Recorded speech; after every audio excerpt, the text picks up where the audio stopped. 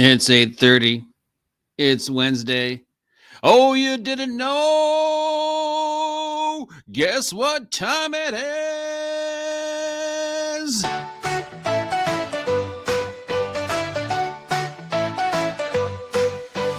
Laughing aloud now, magic in the air. Wands roll around us, cast away our care. Friends in the hallways, adventures we find. Spells and enchantments, trouble on our mind. That's so wizard, oh, oh, oh, oh. Life is a spell we know.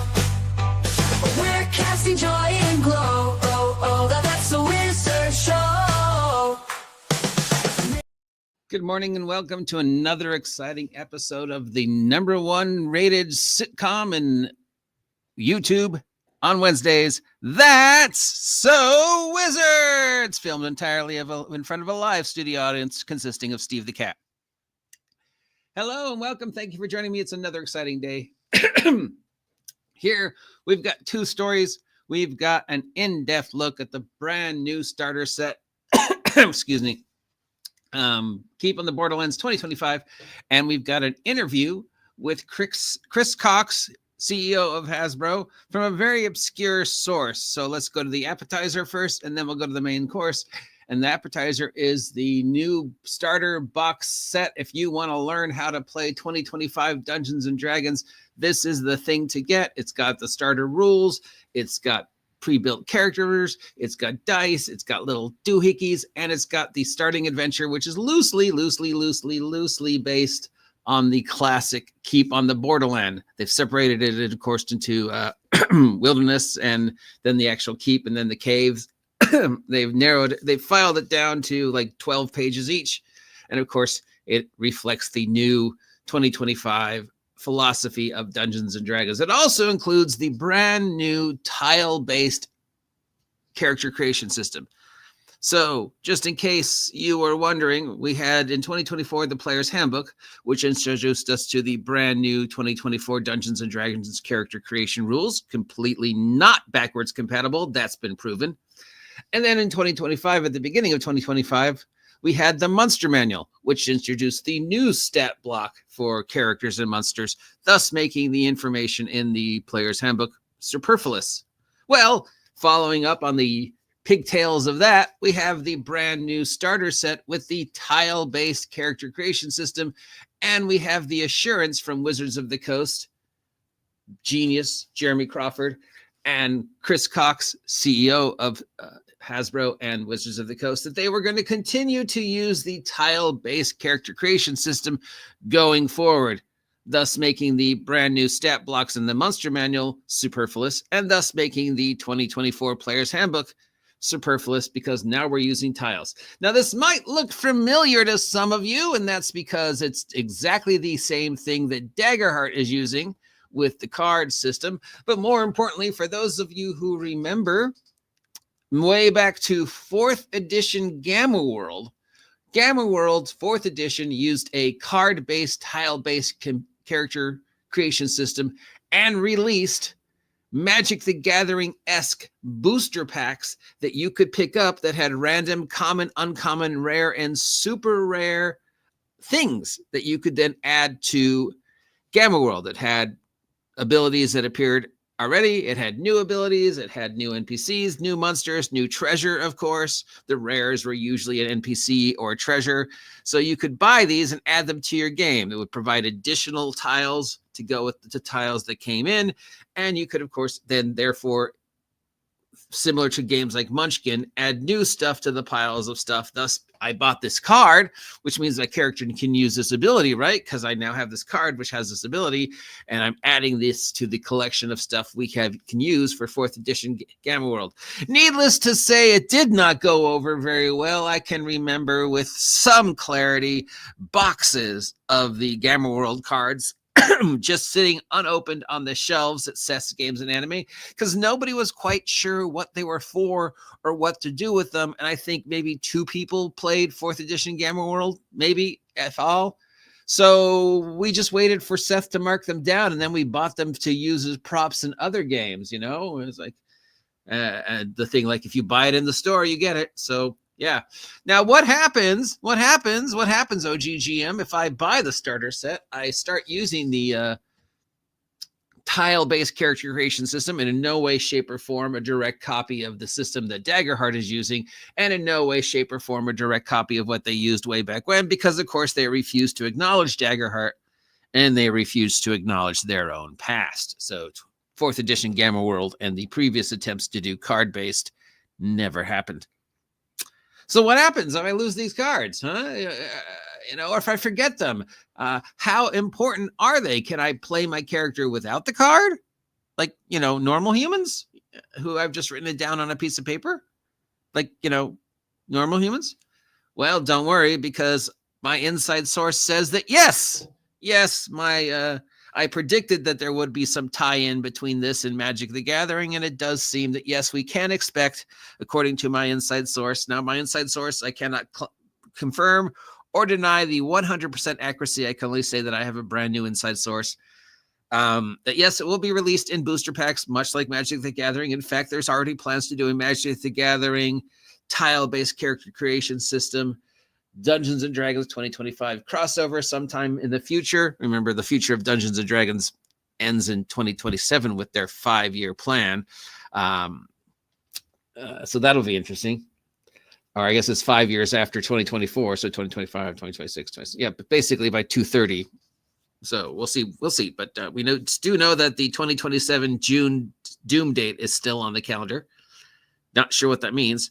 But we also do know that we have heard from Jeremy Crawford himself and Chris Perkins before he took his graceful leave that Dungeons & Dragons 2025 only has a 5-year story, only has a 5 years planned. So sometime in 2030, they are ending 5th edition in some form as we recognize it today. So we can expect some sort of Magic the Gathering, card-based crossover, pay to win. Obviously, you pay more money, you get more cards, which means you get more tiles, which means you have a better chance of getting those rare and ultra rare items. Now, I don't know how that works. If you buy the cards, does this mean I bought them? Does this mean I add them to the stack of things that are available in the game? Or what does that mean? Don't know. I assume that they offer no explanation in the new starter set to how you actually implement the cards or what you're supposed to do if you lose them. Though I'm also sure you'll be able to buy new cards from D&D Beyond, whether as PDFs that you have to print out or brand new ones in case you do lose them, because God forbid they find a way to capitalize this in their new pay-to-win DLC. Everything should run like a video game mentality. But don't take my word for it. If you don't believe me, let's go to the horse's mouth. Story 2, our main course for the day, from a very obscure source known as Semaphore. Joe the Lawyer brought this up on his YouTube yesterday, and after some hunting and pecking, I was able to find the article. So this is an interview that was made on the 7th with Chris Cox himself, standing in front of, I guess that's supposed to be Optimus, one of the many lines that he said he doesn't think is going to make money anymore. Of course, in this article, he talks about how he wants to bring G.I. Joe back for 2025. Even though in 2024, he said that he didn't think G.I. Joe would ever make any money again, or Power Rangers or Transformers, and he's royally screwed over the franchise. But now he's like, yeah, I miss Justice. So in this article, Chris talks about, amongst other things, his love for D&D and his love for taking D&D into the AI digital, and how he's been playing D&D since 1984 and yet has absolutely no knowledge of Dungeons & Dragons today, much less Dungeons & Dragons in the 80s or 90s or early 2000s. For somebody who claims he's been playing since 84, and somebody who claims he's in over 50 games, and somebody who claims he knows over 100 people who are now using the AI Dungeons & Dragons platform, and despite the fact that his firm belief that he is going to take D&D and all of what Hasbro into the brand new cyberpunk neuromancer download pantheon, put your brain in the computer future, he doesn't seem to know anything about Dungeons and Dragons or its history. Because if you had been playing since 84, Chris, you certainly would not be perpetrating the false narrative of the racism, sexism, homophobia, and lack of diversity in Dungeons and Dragons. And of course, the horrible horror stories you're telling about people who played D&D before 2024. And, you know, how there's no backwards, there's no canon, nothing that happened before 2014 counts, et cetera, et cetera, et cetera. But don't worry, because he loves D&D. He's been playing it since 1984. And he wants to embrace the AI and take Dungeons and Dragons, as we know it, into the digital format, the subscription, pay-per-view, pay-to-win, downloadable, let's copy Pugs and Among Us and all the other gotcha games, because, you know, the gotcha games make money. And if we can find a way to incorporate that gotcha mentality into D&D, then we won't need physical books and we won't need a dungeon master, because we're going to have AI dungeon masters. And then, of course, he talks about the fact that with the new starter set, we're going to have rotating dungeon masters. So everybody has a chance to run, either within the same session, or somebody runs the first session and then the next person runs the next session, and so on, because we want everybody to be comfortable being dungeon masters. So there is no actual dungeon master, and we want everybody to be comfortable with the idea that soon there's going to be a AI dungeon master. So you won't need to be a dungeon master. And you can see, if we let everybody be a dungeon master, how hard it is and how it takes away from the flow of the game. And we don't want the rules to be paramount. We want the players' interaction to be paramount. It's supposed to be a warm, fuzzy, safe, comfy place where you and your friends can sit around in Dungeons and Dragons Starbucks and talk about that adventure you never had. So, yeah, and he wants to be, look, you know, he's talking about how D&D is kind of like, you know, Scooby-Doo, and he wants D&D to tell a story, and, you know, he doesn't think that, you know, things are making money, so he wants to change that, like, you know, the buying and selling E1, the My Little Pony, and Transformers, and then how he decided that, you know, Transformers doesn't make enough money, so let's sell part of Transformers up to Netflix, and let's sell another part of Transformers up to Paramount, but then let's not support that, so that we end up, you know, screwing over the franchises. And he then talks about the OGL scandal in 2023 and how, you know, it cost them so much money. He takes no blame for the OGL. He takes no blame for the OGL. Remember, this is the same guy that said that the OGL and the solution to the OGL was good for us and good for him. And that the OGL scandal of 2023 was all about what was best for D&D, because, you know, for however long it had been, 10, 15 years since the OGL came out, remember, they didn't know people were using it. That was why. That was why the 2023 OGL scandal happened, is because one morning they woke up and went, wait a minute, look at all these people using our system. When did that happen? I don't know, like 10 years ago. Dude, there's like thousands of games using the OGL. Really? Since when? Since 10 years ago, when you made it available. Oh, well, we're not making any money off of that, so let's, you know, fix it, because that's never what we intended it to be. Then why did you put it out there 10, 15 years ago, or however long it was? So, of course, yeah. No, accepts no blame, takes no credit, thinks the OGL was a good thing, thinks the resolution was a good thing. Everybody won, especially Wizards. The new D&D 2024, of course, embracing all the diversity and inclusion and all the things that never existed in Dungeons and Dragons before 2024, even though he claims that he's been playing since 84, seems to have absolutely no knowledge of gaming as it happened across the entire planet in 84 or 94 or 2004 or 2014. But that's okay, because he's here now to once again embrace the AI, embrace the digital, and transform physical media Dungeons and Dragons into digital media D&D Beyond, pay to win. It works for gotcha games. It should work for us. Dungeons and Dragons. Dungeons and Dragons, Wizards of the Coast, D20 in name only. So for all you naysayers out there who still are holding on to that teeny little branch in the middle of the ocean of 100% proof, you're still denying the fact that Hasbro is going to do something they said they were going to do since 2020. Here it is, black and white, well, black and beige, plain as the nose on my sarcastic face. Once again, the guy in charge of all the choices at Hasbro telling you, fuck it, this is what we're going to do. This is what we've been doing. We're going to use the AI.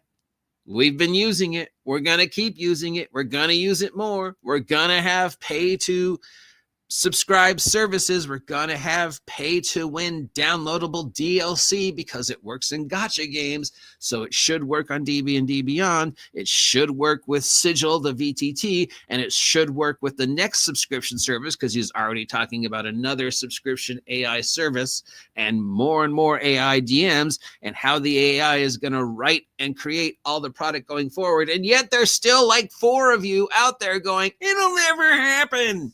I don't believe it. Despite the fact the CEO is telling us, I don't believe that Hasbro's actually going to do this. Because, yes, look how well Hasbro has maintained and managed and sailed the ship of Power Rangers. Once upon a time, a multi-million-dollar franchise. Or Transformers. Or G.I. Joe. Or My Little Pony. Or any of the other licenses that they own the rights to. Because we have no further to walk than the Q4 numbers to show us how badly Hasbro is shepherding these beloved IPs. As far as we know, based upon the numbers for 2024 closeout Q4, the only thing that's consistently making them money is digital. Magic the Gathering, though Magic the Gathering money is down. Furby, still, for some reason, I cannot fathom why Furby, but Furby, and of course, Saint Peppa Pig of the great, divinity of characters like Hello Kitty and Mario and Peppa Pig.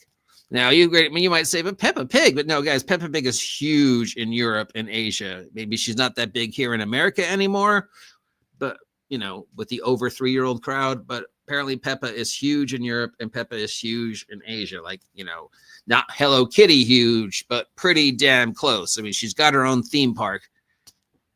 So, yeah, that money's still rolling in. The video game digital money is still rolling in. Monopoly Go. We know D&D Go is just a hop, skip, and a jumping away.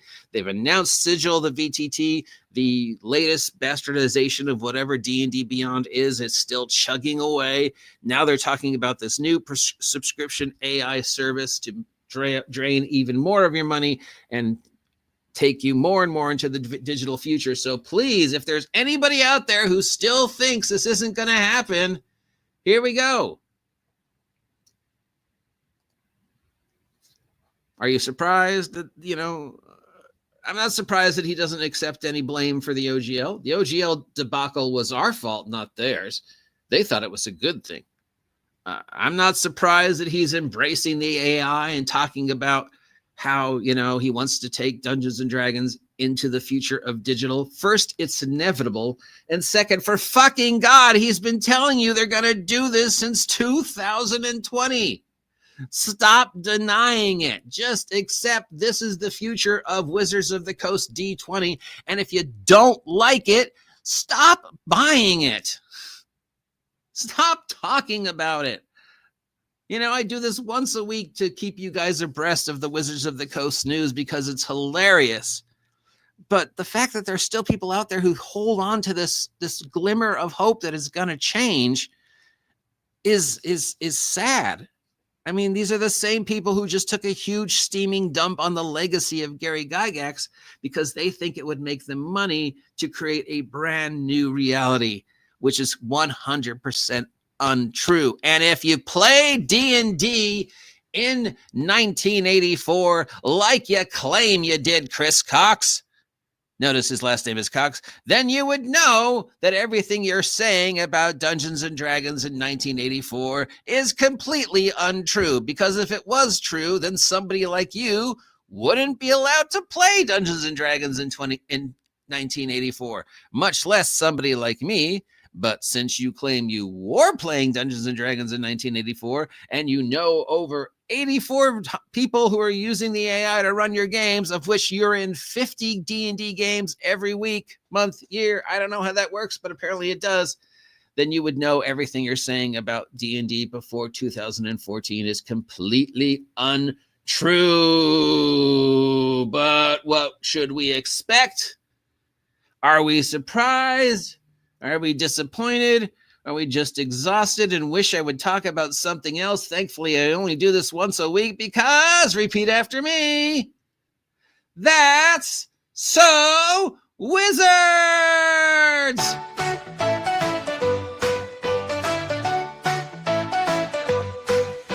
We're laughing aloud now, magic in the air. Wands roll around us, cast away our care.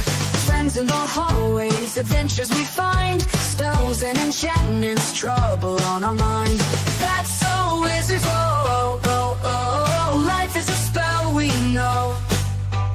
We're casting joy and glow, oh, oh. That's a Wizard show. Mischief in the classroom, potions gone astray. Flying through the quad, now brighter every day. Laughter we cry hard, sneaking out at night. Cloaks in the moonlight, everything feels right.